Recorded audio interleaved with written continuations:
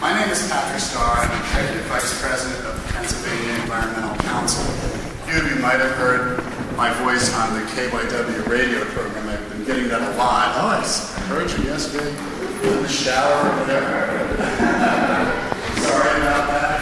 Yeah. So I'm here to get out of the way as quickly as possible. So here's our agenda for the morning. I'm doing this little bit called Project Background. The main work tonight is the scenarios for the group, and that's you. So we're going to try to get a quick overview on where things stand, including that there was an earlier public meeting back at the end of October. We're going to share a little bit of that with you.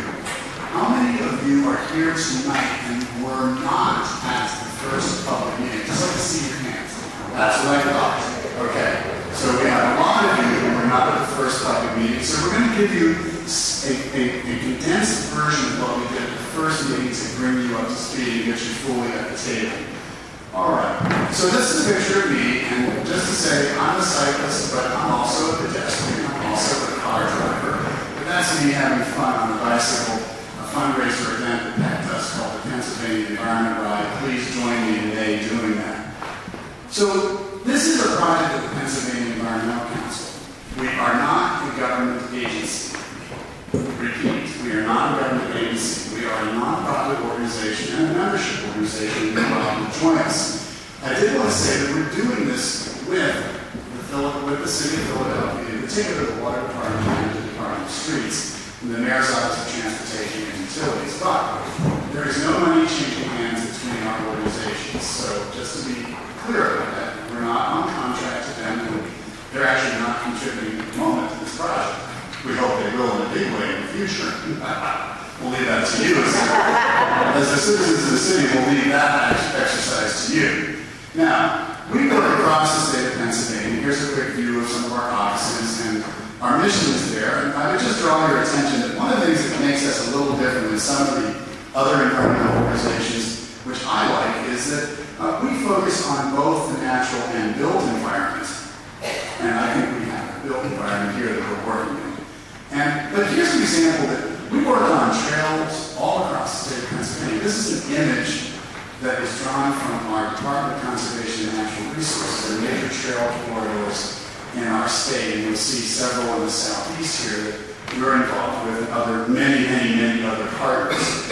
And the East Coast Greenway is, of course, of particular importance because that's part of the reason why we're here on Spring Garden Street talking tonight.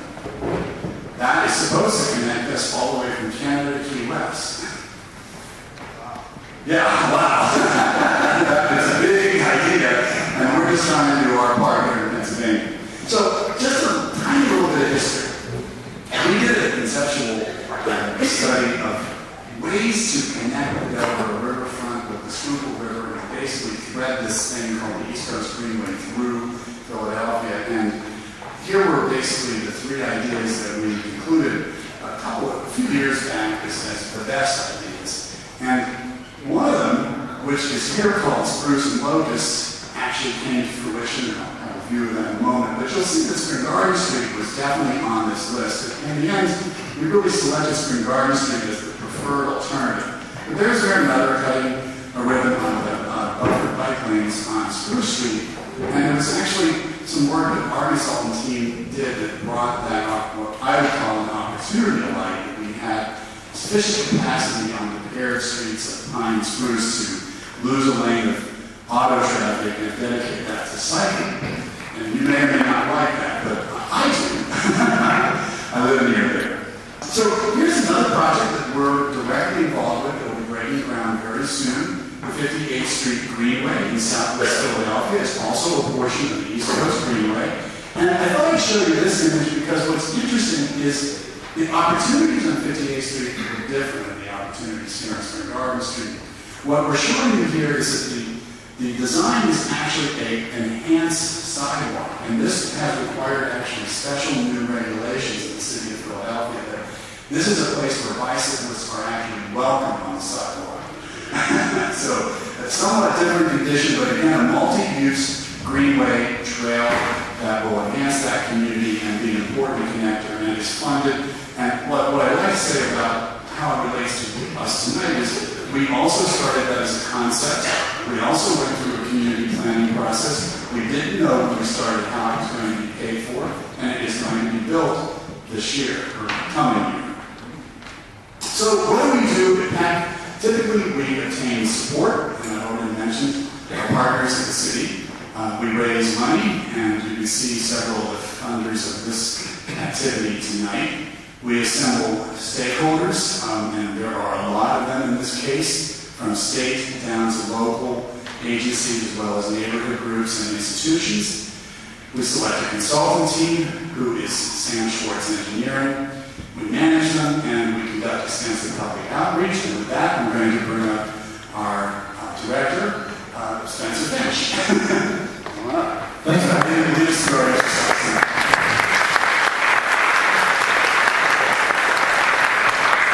Hi everyone. We're going to take very little time of your time right now. We just want to, we saw a lot of hands going up. We want to give you a little bit of information about the project. But before we move on, I just wanted to thank again the German Society of Pennsylvania. And Tony, where are you? There you go. Tony for being our host tonight.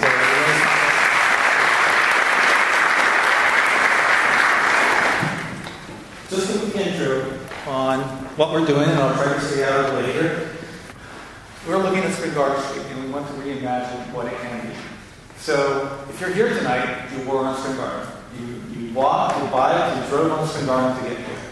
And you might have seen some things that you appreciated, and maybe you saw some things that you did not. We want to reimagine it. We want to create a plan to transform 2.2 miles of Spring Garden into a green boulevard that connects the two riverfronts, Delaware and Schuylkill, that connects all the neighborhoods across it and brings new opportunities from Spring Garden. What have we been doing? Patrick talked a little bit about it, so that's the whole process. You have a vision, and you start fundraising, and you go through the process. Right now, just to update everyone on what we've been doing, Center City Greenway report that Patrick mentioned was the route for the vision, but we've been talking to government agencies and a lot of neighborhood organizations along Spring Garden for over a year now. And we've been talking to folks, property owners along Spring Garden, and doing a lot of research. We held the first public meeting in October, and you're going to hear a little bit more about that in just a second. In the meantime, we started the design development. So Sam Schwartz Engineering, our consultants, have been working hard on analyzing a lot of traffic data, stormwater data, a lot of stuff that we have to really get into the nitty-gritty details to make sure that whatever we do in Spring Garden works. And you're here tonight, and you're going to hear a little bit more of those details from the facilitators on each of your tables and from our presentation in a few minutes. The goal is to pull all this information together and come up with a conceptual design for Spring Garden by next summer. You'll have another chance to review a draft conceptual design probably late April and May last year. Hold at least one more public meeting to review that. When that's done, we will be seeking additional funds to take the concept to final design and construction. So that's what we are thinking about. What is the plan for? Again, we need to raise funds to move into later stages, to final design and construction. It's what we did with 58th Street Greenway. In about three years, we took a vision that the community told us what it should be. They really changed. We had a little German idea, and they helped us change that idea into something that worked much, much better. And 3 years later, it's going to be built. It's going to connect Martin's Garden to Cobb Street. Plan integration. Everybody has plans. The city, the state, many different levels. So we're doing this planning process to get everybody on the same page, to make this plan work with all the other plans around, to make this plan work for you. We're building up the partnerships. We already have a lot of partners who have heard about this project and are supportive. And we want to build this up. We want to partner with you, with businesses, with residents along Spring Garden to make this a reality. And finally, we want to establish this dialogue so we know what the priorities are and we can really make the right investments. We know these are tough times for everyone, and we have to set the priorities so that this is a project that works. So again, this is the extent of the project. Connecting the Schuylkill to the Delaware, we're looking from Pennsylvania Avenue to Delaware Avenue, Columbus, Schuylkill. What do we have to play with? We have a lot of space. 121 feet from building line to building line. So for Philadelphia, that's an amazing opportunity. Many streets of Philly are really narrow and are really tough to handle to do the kind of work that we want to do to accommodate pedestrians, cyclists, cars, transit users in the best way possible, to provide the best landscape for residents and businesses, and to take care of some big citywide needs like stormwater management. So, for those of you who like graphics and remember your math classes, elementary school classes, you know, we're trying to merge all these elements. We're going to have better facilities for cyclists. We're going to have better stormwater management. We're going to bring more economic development. We're going to try to revitalize the stretches of Spring Garden that might need a little bit of help. And right in the intersection of all those roads is the Greenway. We go right. Those of you who were at the first public meeting saw a lot more of this, but we're looking at two options, and you'll see a little bit more detail on the maps on your tables. But this is one option of what it could look like. We are looking at a median Greenway option. These are what some examples from around the country look like. Median Greenway for cyclists is some landscaping, and for pedestrians is some landscaping. On Spring Garden, we have a lot more space, so if we choose this option, it's going to look even better than what we have right here. And if you think we're crazy, look at a historical photo. 100 years ago, Spring Garden was land, and a layer of trees, water fountains, statues, all the way down the middle. So maybe it's just going back to what we had here in the past. The second option we're looking at is the curbside option. These are examples from New York City. If we look at the curbside option, maybe Spring Garden could look like this. Again, you're going to see more details in just a little bit.